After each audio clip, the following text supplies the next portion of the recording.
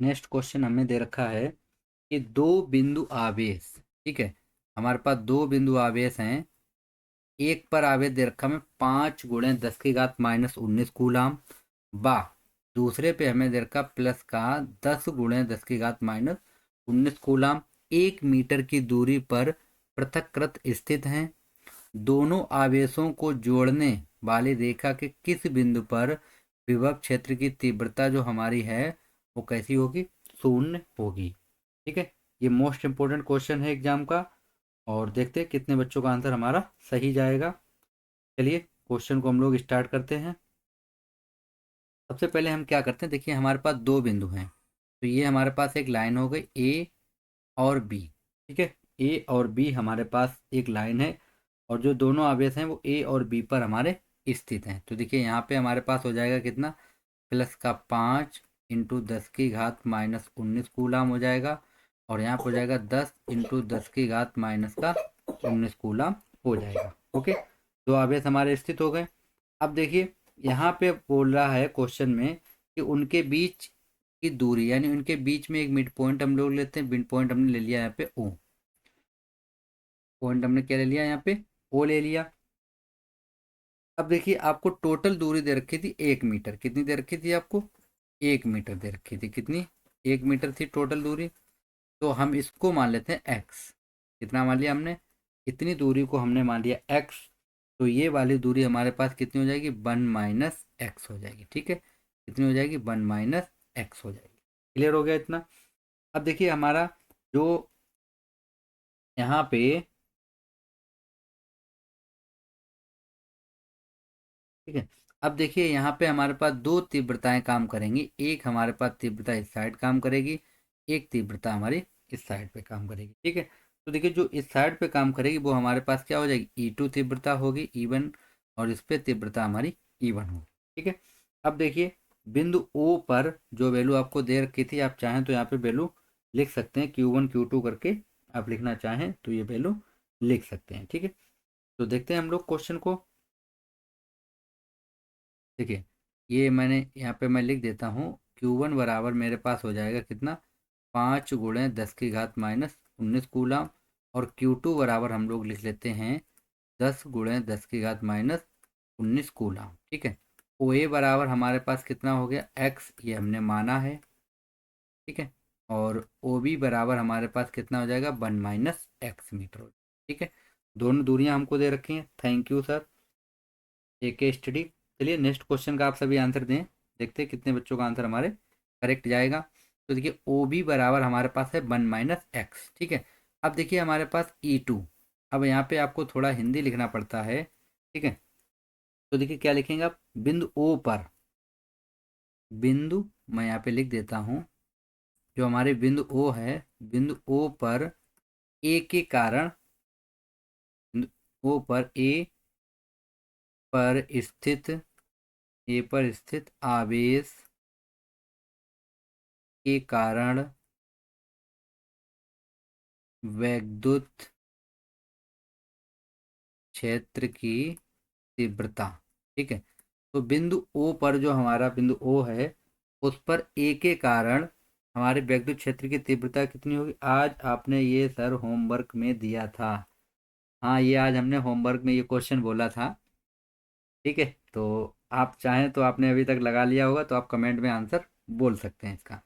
तो देखिए ओ पर हमें आवेश दिया गया था, तो यहाँ पे हमारे पास क्या हो जाए, देखिए ओ की तरफ हमारे पास जो आवेश लग रहा है वो कितना लग रहा है, E1 और एक E2, यानी इसका आवेश इधर लगेगा, इसका इस साइड लग रहा है। तो देखिए E1 बराबर कितना हो जाएगा, पहले तो E बराबर फार्मूला समझ लीजिए आप। देखिए E बराबर फार्मूला होता है हमारे पास 1/4πε0Q/R होता है। ठीक है, ये हमारा फार्मूला होता है, यहाँ पे स्क्वायर होता है तो स्क्वायर कर लें। अब देखिए E1 बराबर जब हम निकालेंगे तो हो जाएगा 1/4πε0, ये हमारे पास कितना हो जाएगा, इस पर आवेश है 5 × 10⁻⁻19, तो यहाँ पे हम रखेंगे 5 × 10⁻⁻19, और अपान में आर स्क्वायर, कितना दिया गया हमको, एक्स स्क्वायर। ठीक है, ये हो जाएगा समीकरण नंबर 1। इसकी दिशा जो होगी वो ओ से ए की ओर होगी, कैसी होगी, ओ से, ओ ए की ओर आप लिख दीजिए, ओ ए की ओर होगी। ठीक है, इसकी दिशा किधर है, ओ ए की ओर है। ठीक है, अब देखिए तथा बिंदु बी पर स्थित विभव के निकालेंगे हम लोग। तो हम यहाँ पे निकाल लेते हैं बिंदु ओ पर बी पर स्थित आवेश के कारण विद्युत क्षेत्र की तीव्रता। ठीक है, तो E2 बराबर कितना हो जाएगा, देखिए 1/4 पाई एप्सिलॉन 0 हो जाएगा। कितना वैल्यू दिया गया, 10 × 10⁻⁹ तो 10 × 10⁻⁹ अपॉन में R² यानी कि 1 - x² का होल स्क्वायर। ये हो जाएगा समीकरण नंबर 2।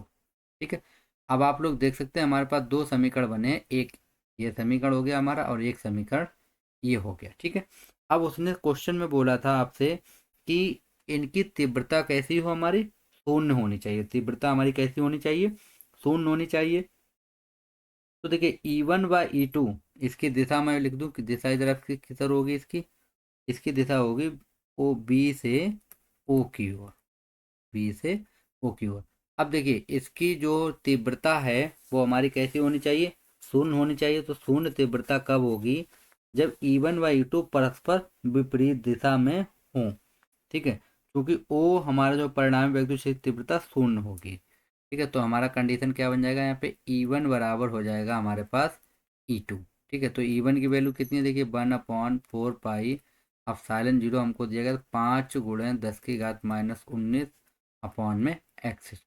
ठीक है, यहाँ पे E2 की वैल्यू हमको दे रखी थी 1/4 पाई एप्सिलॉन 0, ये हो जाएगा 10 × 10⁻⁻19 अपॉन में 1 - x का होल स्क्वायर। ठीक है, अब देखिए जो वैल्यू हमारी कट रही है उनको आप काट दीजिए। देखिए 1/4 पाई से 1/4 पाई हमारा कट जाएगा।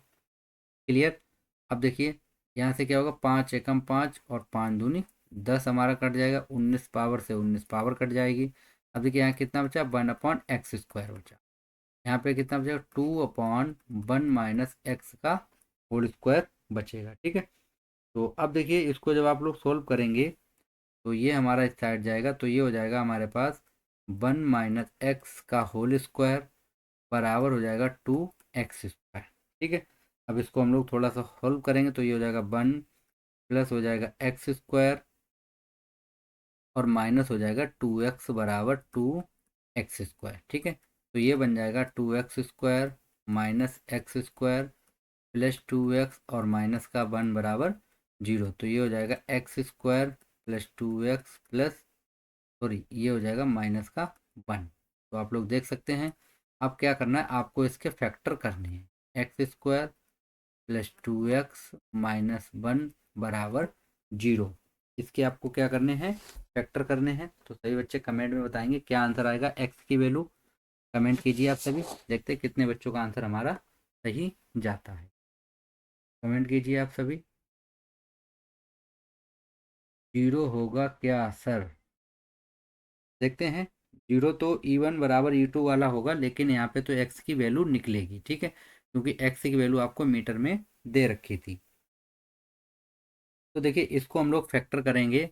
देखिए 2 का आपको फैक्टर करना है कि आप जब जोड़ें तो 2 आना चाहिए और घटाएंगे तो 1 आना चाहिए। तो इसको आप लोग देखिए इस तरीके लिख सकते हैं क्या, एक बार चेक करते हैं हम लोग।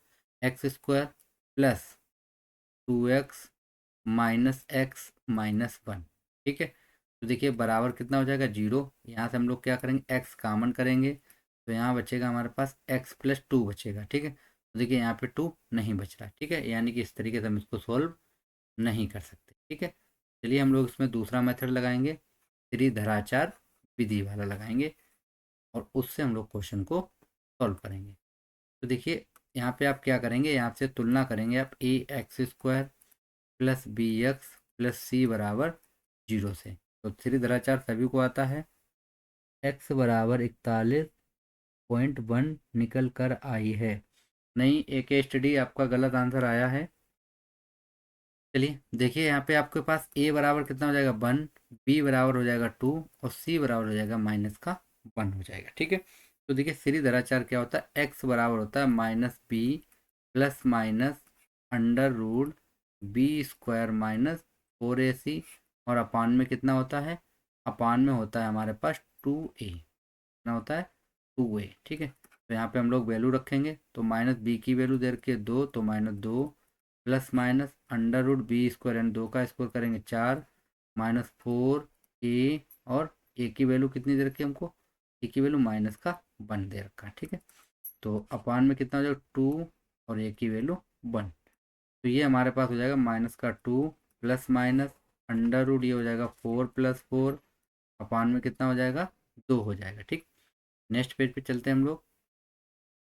तो देखिए हमारे पास कैलकुलेशन क्या आई थी, -2 प्लस माइनस अंडर रूट कितना हो जाएगा 4 और 4 8। देख सकते हैं आप लोग 4 और 4 कितना हो जाएगा हमारे पास 8 हो जाएगा।